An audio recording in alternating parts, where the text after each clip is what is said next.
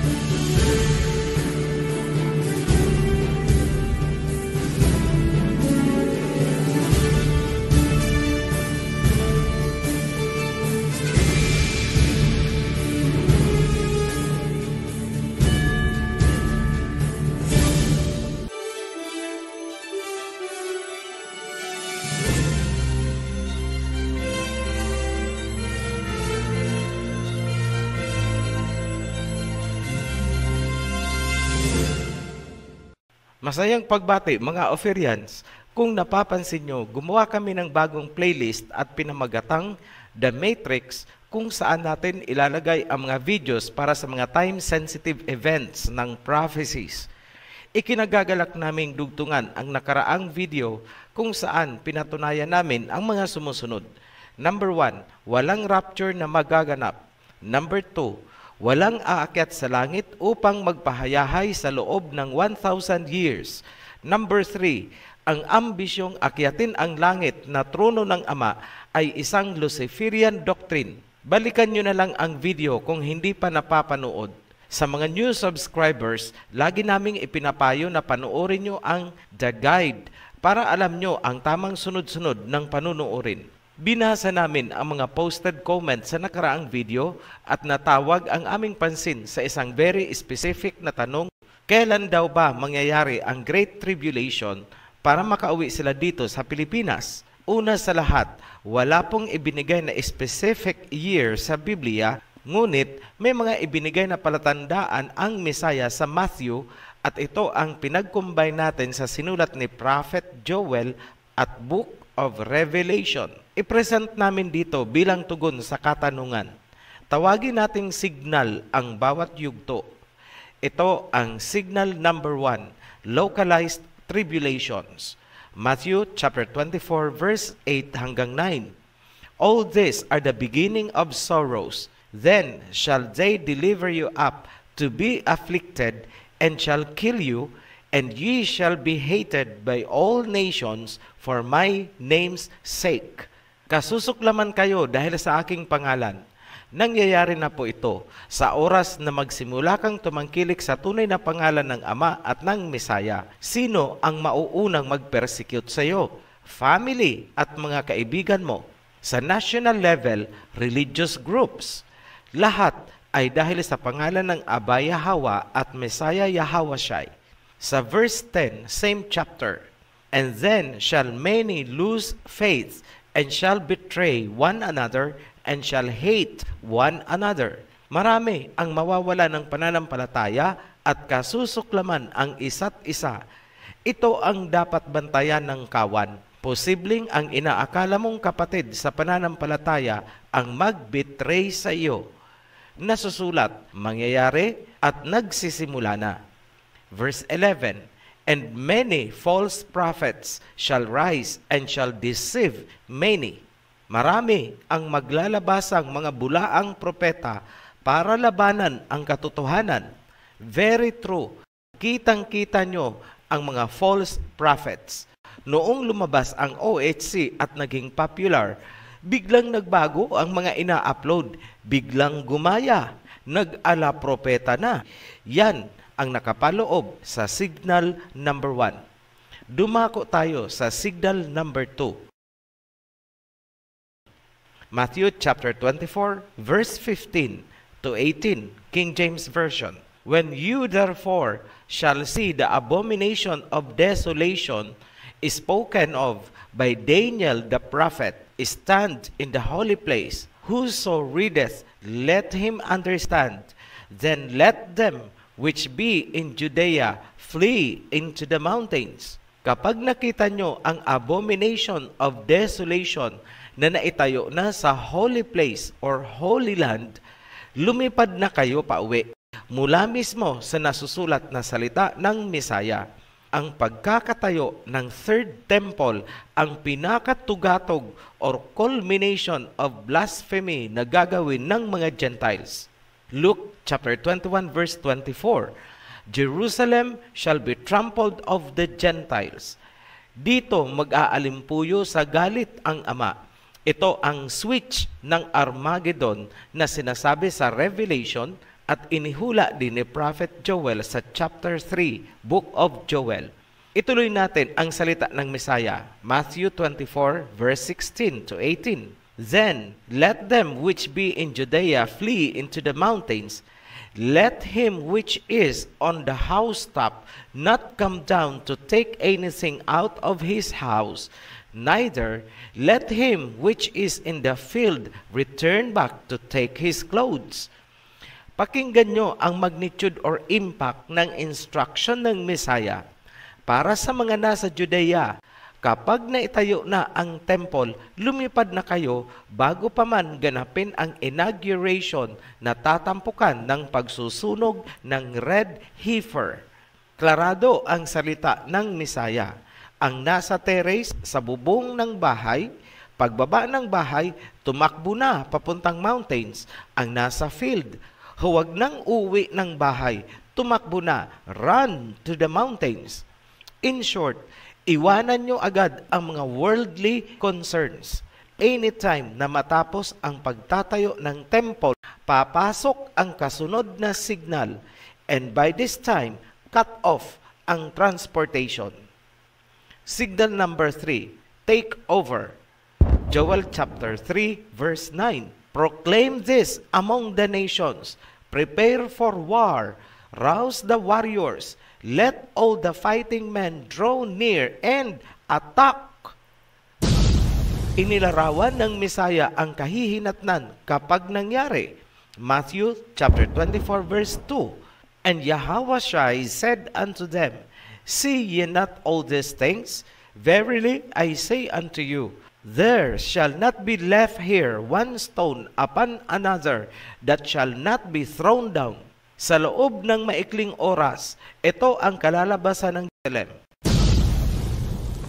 Walang bato na mananatili sa ibabaw ng kapwa bato. Ang tanging makakapagdulot ng ganyang resulta ay ang mga kwitis, superlolo, bawang, at plapla na ipapaulan ng mga Shemites sa mga Gentiles. Alam nyo na kung ano ang tinutukoy natin dyan. Tumutugma ang nasusulat sa Joel chapter 3 at Revelation chapter 16 verse 12. Lulusob ang kings of the east. Didilim ang araw, buwan, at mga bituin dahil sa kapal ng usok.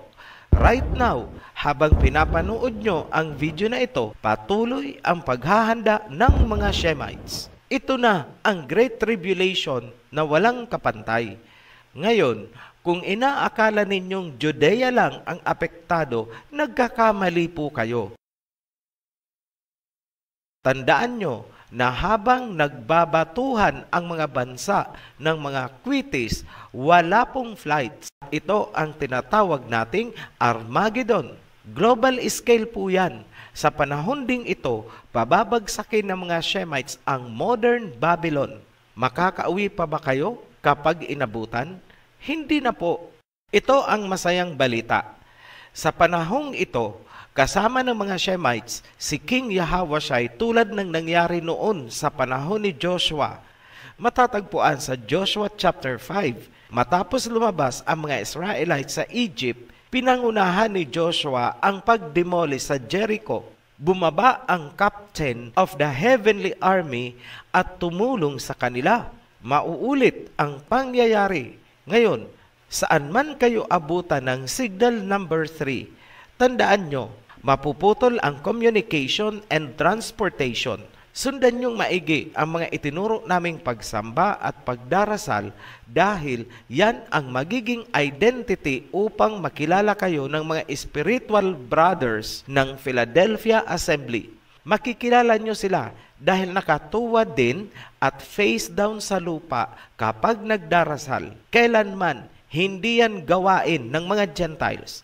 Hindi man 100% eksaktong pareho ang paniniwala, pero huwag niyong kalimutan at kailangan na rin nilang malaman na silang sumasamba kay Allah, ang isa sa 7 assemblies ng Misaya. Ang Allah ay pinaiksing variation lamang ng Alahayam or Elohim sa modern Hebrew. Ang pagsusunog naman ng handog at pagtawag sa tunay na pangalan ng Ama at ng Misaya ay isang very unique na katangian ng Philadelphia Assembly. Yan lang ang natatanging paraan upang makilala nyo ang isa't isa saan man kayo abutan ng signal number 3. Ang pagsamba sa araw ng Sabath at mga kapiestahan ay malamang hindi na natin magagawa ng tama. Bakit? Kasi matatakpan ang buwan na ating basehan ng reckoning. Signal number 4, Millennium, 1,000 years of transition. Ang Armageddon ay matatapos sa pagkakadakip kay Satanas na igagapos or ikukulong sa bottomless pit. Dito huhupa ang pagbabatuhan ng mga bansa ng Kwitis, Superlolo, Bawang at Plapla. Mawawala ng kapangyarihan ang modern Babylon. Dahil sa pagkakadakip kay Satanas, tatahimik ang mga bansa. Ang pagkakaabalahan nila ngayon ay ang pag-recover dahil sa palitan ng mga Kwitis at Superlolo. Things like that. Everything will be in chaos. Sa panahong ito, iikot si King Yahawashai kasama ang heavenly armies. Pupuntahan ang bawat bansa, east, west, north, and south. Masasaksihan ito. Bawat bansa, buong mundo, makikita ng lahat ng tao ang kanyang paglapag mula sa mga ulap. Parang eroplano lang na approaching sa mga airport. Ang kaibahan, hindi niya kailangan ang airport at runway. Ano ang purpose ni King Yahawashai sa pag-ikot niya buong mundo kasama ang heavenly armies? Kukunin niya ang mga pinili, yung mga may tatak ng kanyang pangalan at pangalan ng Ama sa kanilang mga noo. Ito yung mga nagpasakop sa covenant na ibinigay kay Moses. Walang ibang grupo na ipinaglalaban ang pangalan ng Ama at ng Misaya, pati ang covenant o Syrian heritage followers lamang.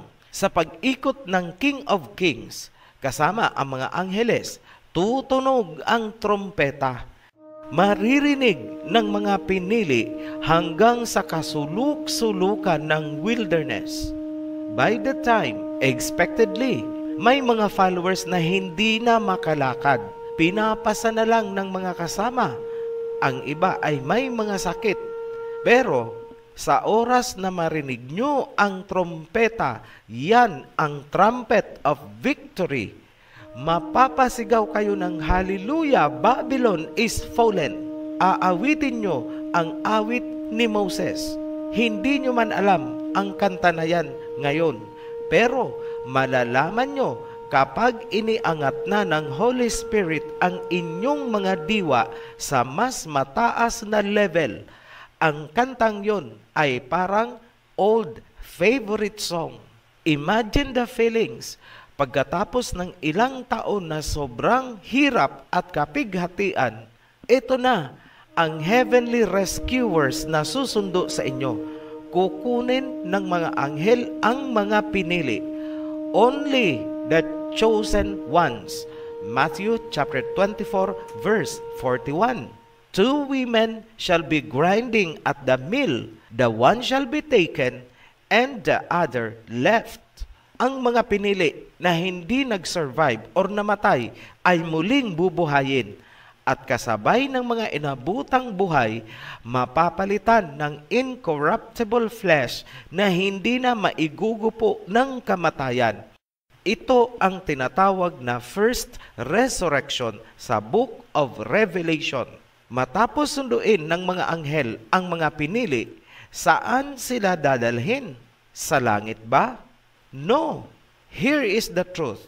Signal number 5, the new government. Revelation chapter 14, verse 1 to 4. Then I looked, and there before me was the Lamb, standing on Mount Zion, and with him 144,000 who had his name and his father's name written on their foreheads. These are those who did not defile themselves with women, for they remained virgins.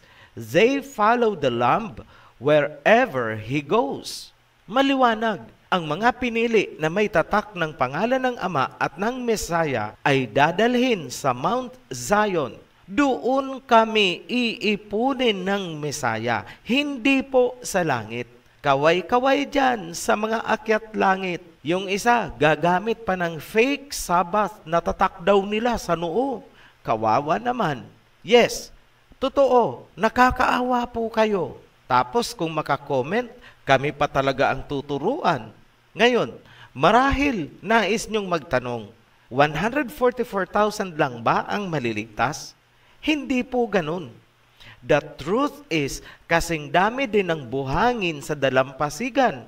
Ngunit, hindi pa sila bubuhayin sa first resurrection.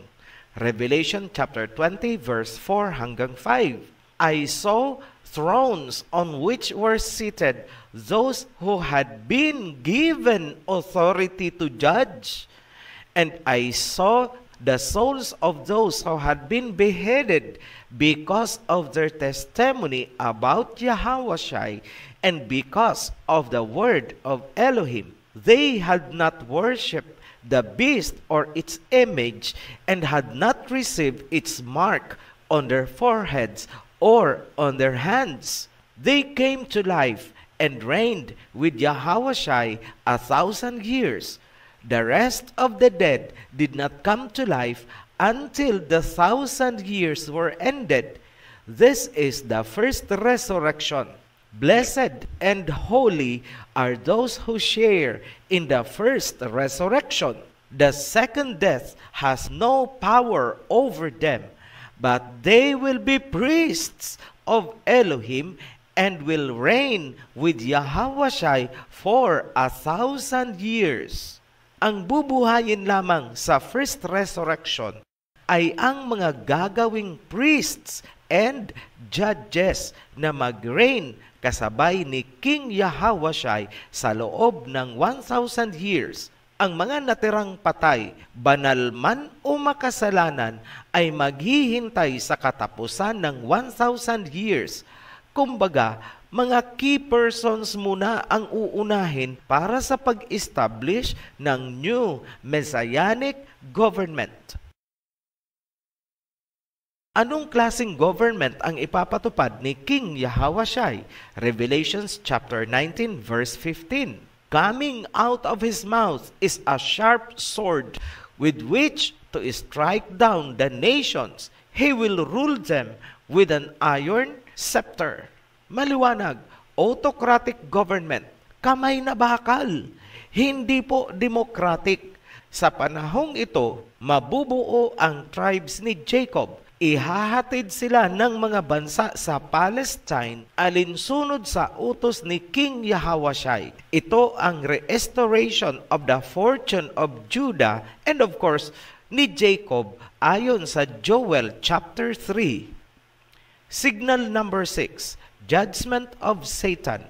Pagkatapos ng 1,000 years, muling pakakawalan si Satanas at muli niyang tatangkain na linlangin ang mga bansa at muling agawin ang Holy City. Revelation chapter 20 verse 7 to verse 10. When the 1,000 years are over, Satan will be released from his prison and will go out to deceive the nations in the four corners of the earth, Gog and Magog, and to gather them for battle. In number, they are like the sand on the seashore. They marched across the breadth of the earth and surrounded the camp of Elohim's people, the city he loves. But fire came down from heaven and devoured them, and the devil who deceived them was thrown into the lake of burning sulfur, where the beast and the false prophet had been thrown. They will be tormented day and night forever and ever. Iipunin ni Satanas ang mga bansa sa pangunguna ni Gog and Magog. Muli nilang ipaglalaban ang freedom ng mga bansa dahil ang government ni King Yahawashai sa mundo ay autocratic. Pangungunahan ni Gog and Magog ang campaign for independence to liberate humanity and uphold human rights kuno. Maraming bansa ang muling maguguyo. Sasalikupan nila ang Holy City, the seat of government ni King Yahawashai. Ngunit hindi sila magtatagumpay. Pauulanan sila ng ultimatum na tutunaw sa kanila. Si Satanas at ang kanyang propeta ay parurusahan sa burning sulfur forever. Signal number 7, second resurrection and final judgment. Revelation chapter 20, verse 11. Then I saw a great white throne and him who was seated on it. The earth and the heavens fled from his presence, and there was no place for them. Ipinakita ang puting trono at ang nakaupo doon ay isang napakamakapangyarihan, kaya inilarawan na kahit ang lupa at langit ay umiwas sa kanyang presence. Verse 12, And I saw the dead, great and small, standing before the throne, and books were opened. Another book was opened, which is the book of life. The dead were judged according to what they had done, as recorded in the books. At nakita ko ang mga namatay na humarap sa trono, at ang mga libro ay binuksan. At isa pang libro ang binuksan, the book of life. At ang mga patay ay nilitis or sinentensyahan ayon sa kanilang mga gawa na nakarecord sa mga libro. Kung may paglilitis at judgment na gagawin sa sangkatauhan, ibig sabihin may law na gagamitin. Dahil kung walang law na pagbabasihan, walang gaganaping paglilitis at judgment. Patunayan ko na may law na gagamitin sa final judgment kahit lumipas man ang langit at mundo. Matthew chapter 5 verse 18. For truly I say to you, until heaven and earth pass away, not an iota, not a dot will pass from the law until all is accomplished. Ayan malinaw na nasusulat. Lumipas man ang langit at lupa, ni isang guhit o tuldok sa law ay walang mawawala. Binding. At ngayon, sa huling panahon, yan ang gagamitin upang sentensyahan ang mga namatay. Verse 13, The sea gave up the dead that were in it, and death and Hades gave up the dead that were in them. And each person was judged according to what they had done. Klarado, ang mga tao ay huhusgahan, sisintensyahan ayon sa kanilang mga gawa. Kumusta mga Paulinian, mga Pablo followers? Nasaan na ang turo ninyo na saved by grace and faith alone, ang magliligtas? Harapin nyo ang katotohanan. Lilitisin kayo according to the law.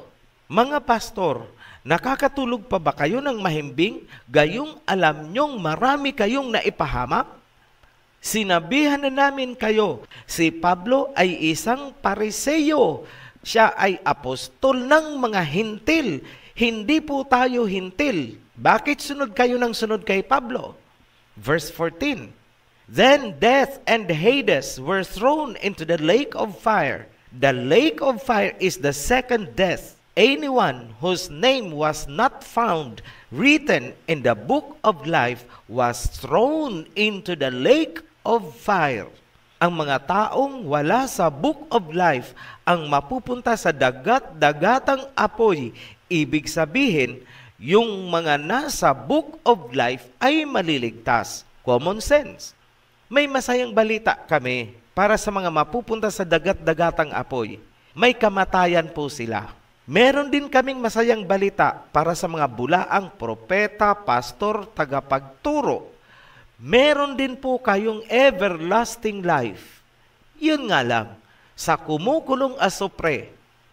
Signal number 8. Pagkatapos ng final judgment, papasok tayo sa era of eternity. Ito na yung new heaven and new earth. Back to Eden. Ang katapusan ng mundo ay nasa simula.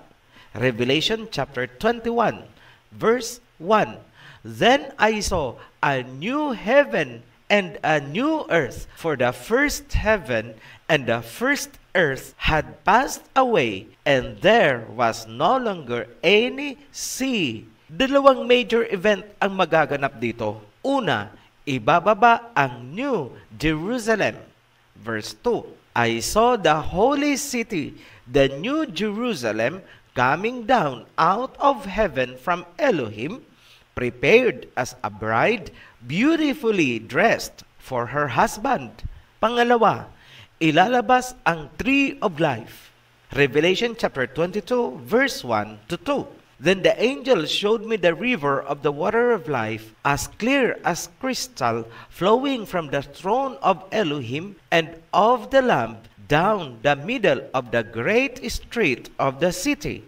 On its side of the river stood the tree of life, bearing 12 crops of fruit, yielding its fruit every month, and the leaves of the tree are for the healing of the nations. At ipinakita sa akin ng anghel ang isang ilog kasing linaw ng kristal na umaagos mula sa trono ng Elohim at ng Kordero pababa sa gitna ng kalsada ng great city. Sa bawat gilid ng ilog nakatayo ang tree of life na mamumunga ng 12 uri ng bunga. Ang dahon nito ay kagalingan ng mga bansa.